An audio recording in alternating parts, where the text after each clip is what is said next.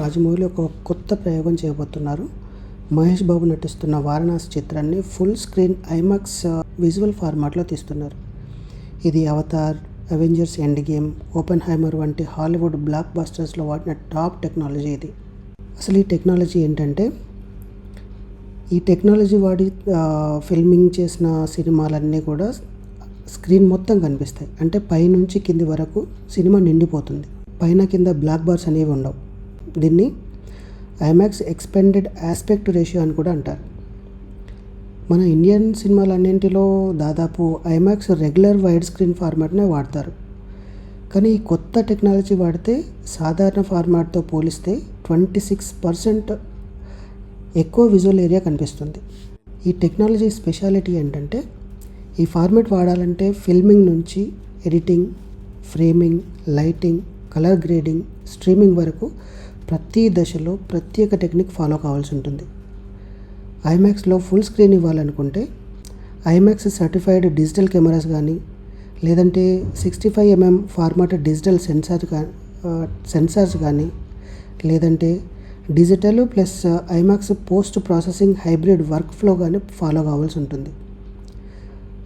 ఇలా చేస్తేనే యాక్షన్ సీన్లు, క్రౌడ్ ఫ్రీక్వెన్సీలు, వైడ్ ల్యాండ్స్కేప్లు అన్నీ కూడా మరింత విశాలంగా, లోతుగా, అద్భుతంగా కనిపిస్తాయి. అసలు రాజమౌళి ఈ టెక్నాలజీ ఎందుకు వాడుతున్నట్టు? థియేటర్లో కూర్చున్న ప్రేక్షకుడు పక్కనే సీన్ జరుగుతున్న ఫీలింగ్ అతనికి ఇవ్వాలనేదే డైరెక్టర్ మెయిన్ కాన్సెప్ట్ అయి ఉండొచ్చు. వారణాసి ఘాట్లలో నడుస్తున్న ఫీలింగ్, పెద్ద పెద్ద ఫ్రేమ్లు ఇచ్చే లోతైన విజువల్స్, స్క్రీన్ మొత్తం నిండిపోయే ఎపిక్ సన్నివేశాలు అన్నీ కూడా ఐమాక్స్ ఫుల్ స్క్రీన్తో మరింత ఇంపాక్ట్గా కనిపిస్తాయి. ఈ టెక్నాలజీ ఇండియాలో ఇప్పటివరకు వాడలేదా అంటే వాడారు. కాకపోతే కొన్ని సినిమాల్లోనే వాడారు. బట్ కంప్లీట్గా వాడలేదు.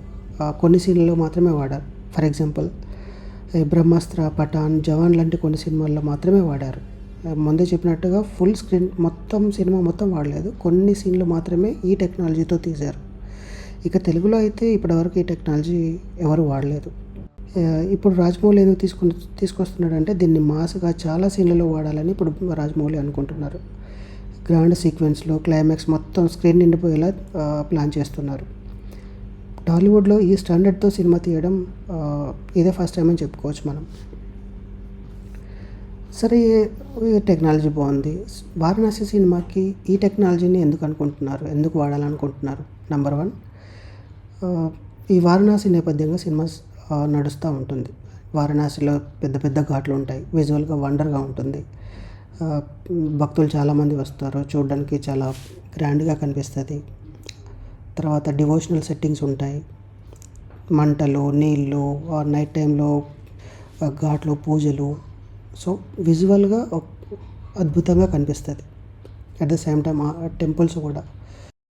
సో ఇవన్నీ కూడా ఐమాక్స్లో, అది కూడా ఫుల్ స్క్రీన్లో చూపించినప్పుడు సో ఒక అద్భుతం, ఒక దృశ్యకావ్యంలాగా ప్రేక్షకుడికి అనిపిస్తుంది.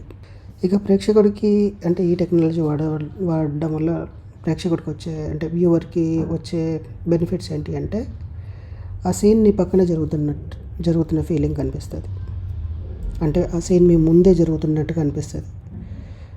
లోతు, ఎత్తు అవి చూస్తున్నప్పుడు డబుల్ ఇంపాక్ట్ కనిపిస్తుంది. యాక్షన్ మరింత రియల్గా, మరింత ఇంపాక్ట్ఫుల్గా కనిపిస్తుంది. ఒక రకంగా 3D గ్లాసెస్ లేకుండానే 3D మూవీస్ చూసిన ఫీలింగ్ వస్తుంది. టెంపుల్స్, ఘాట్లు, నైట్ షాట్స్ స్క్రీన్ నిండా మెరిసిపోతాయి. నిజంగా ఒక విజువల్ వండర్ ఎక్స్పీరియన్స్ కనిపిస్తుంది. ఒక ముక్కలో చెప్పాలంటే టాలీవుడ్లో ఐమాక్స్ టెక్ యుగం స్టార్ట్ అయిందని చెప్పొచ్చు. వారణాసి ఈ ప్రయోగానికి ఒక బిగినింగ్ పాయింట్ అని చెప్పొచ్చు.